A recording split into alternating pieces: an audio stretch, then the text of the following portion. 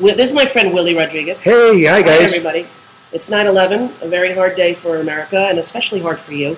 You were the janitor. You cleaned the stairways, 110 floors. Yes. Your office, sub-basement level 1. There are 6 sub-levels.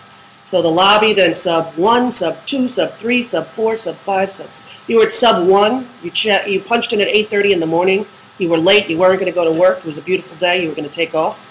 Correct. You come into work because your boss asked you to. You came in. You were a little bit late.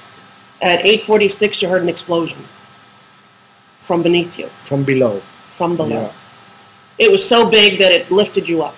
Everybody in the office. 14 people. 14 people. Lifted you up. Correct. A few seconds later, you heard another explosion. Coming all the way from the top of the building. Turned out that was the plane. That was the plane. The first plane. Mm-hmm. But there was definitely an explosion before the first plane. Oh, 100% sure. You have a lot of witnesses who were down there Yes. who would confirm that fact.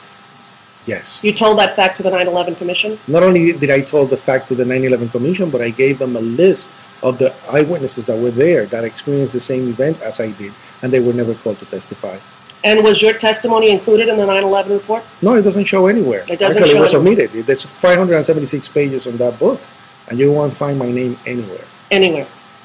You go all over the world and you speak about what happened to you on that day, the fact that you had one of 5 pass keys that allowed you access to any and all doors in the complex? That is correct, and I have a speech that I do all over the world as a motivation speech, but it always tells the real story of what happened on 9/11.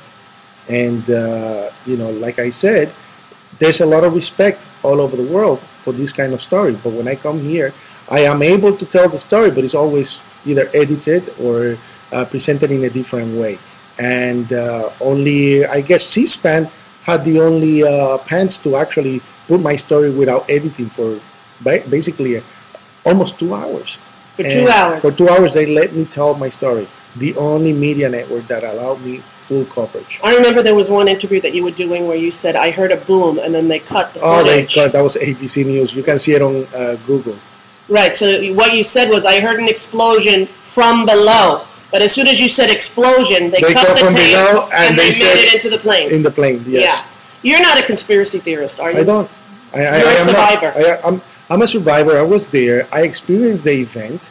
I was affected, and I'm still affected. It's 7 years. I'm still have open wounds, emotional open wounds. I have to go through this depression, argumentation and debate constantly with politicians fighting for victims' rights. It's just, I'm an activist, but at the same time, I'm a person that was affected by the worst event that we have ever experienced here in the United States. And I tell you, it's just not easy. It doesn't get any easier. And you and the rest of the survivors, what you're calling for is a new and thorough investigation, where all of the witnesses and survivors will be interviewed, and it all will be included. Now, there's a man who you met on September 11th, Felipe David. Felipe David. He was on sub-level 2, beneath you, in his office, which is a small closet-sized office. Right. His job was to refill the vending machines. And you met him that day in 9/11 because he was totally burned. He was burned. He was totally burned. He was beneath you. He was beneath me, yeah. No one on your level was burned. No. But he was beneath you in level 2. He was completely burned from the waist up. And there was other people as well that got stuck on the floor below us because of that explosion. They went into an elevator to protect themselves because of the fire and the debris and all the things happening at the same time. So there was no fire on your level, sub 1, but there was fire, sub level 2. There was no fire on the area where I was. I don't know if there was fire on the opposite side, but not on the area that I was. No, definitely no fire. So Felipe came up to your level? Came up to the level, came by the by the area of the office itself, with the hands extended, all the skin hanging, 33% of his body burnt, pieces missing from his face. And you helped him out? You got him into an ambulance? You then went back in? Correct. You went back in 3 times? Correct. You're credited with saving over 100 people's lives? Something like that. Yes. You yourself were the last man out. You dove underneath the fire truck as the debris fell?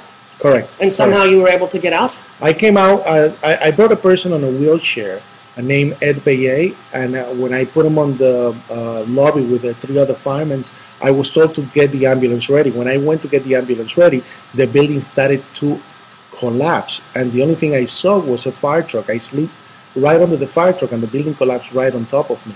I was the only one that survived at that moment because all that group of firemen and the man in the wheelchair died at that moment. I'm the last person to exit the building, last man out of the building. So here we are 7 years later, 9/11, a horrible day in American history, and Willie Rodriguez, a hero, a friend of mine. There you go. He just wants to tell his story, and I don't know, 60 Minutes, 2020, NBC News, Dateline, somebody, tell this guy's story, because all I got is a blog. Peace out, everybody. September 11th.